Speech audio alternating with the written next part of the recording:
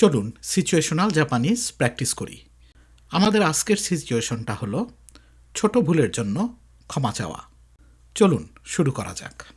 আপনি যদি কাউকে দুঃখিত এই ফিলিংসটা প্রকাশ করতে চান, আপনি সুমিমাসেন বলতে পারেন। আমরা গোমেন্নাসাইও বলতে পারি। আজকে আমরা এইখানে সুমিমাসেনটা শিখাবো। তাহলে আপনি সুমিমাসেন বলবেন। একটু দেরি হয়ে গেছে, এই ধরনের কোনো সিচুয়েশন বোঝাতে চাইলে সুকোশি ওকুরেমাশতা, সুকোশি ওকুরেমাশতা এইভাবে বলতে পারেন। আমারই ভুল হয়েছে। অনেক সময় আছে না, আমরা বলতে চাই যে এই ভুলটা আমার হয়েছে, আমারই ভুল হয়েছে। সেই ক্ষেত্রে আপনি এইভাবে বলতে পারেন অতাশিনো মিস দেস, অতাশিনো মিস দেস। তারপরে যদি আপনি বলতে চান আপনাকে ঝামেলায় ফেলেছি, অনেক সিচুয়েশন আছে না যে ভুলটা যেহেতু আমার হয়ে গেছে, তারপরে আমরা ক্ষমা চাওয়ার জন্য তাকে বলতেছি যে আপনাকে ঝামেলায় ফেলেছি।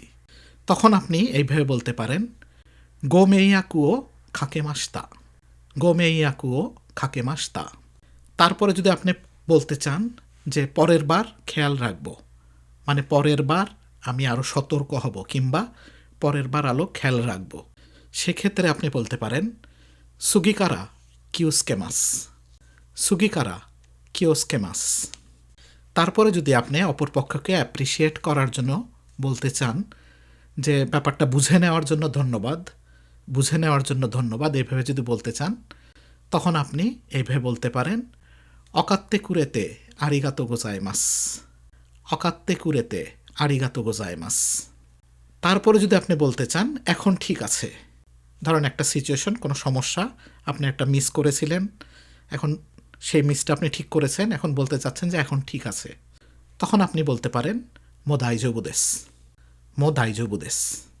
তারপরে আপনি যদি বলতে চান সত্যিই দুঃখিত, তখন আপনি বলতে পারেন হন্তনি সুমিমাসেন, হন্তনি সুমিমাসেন।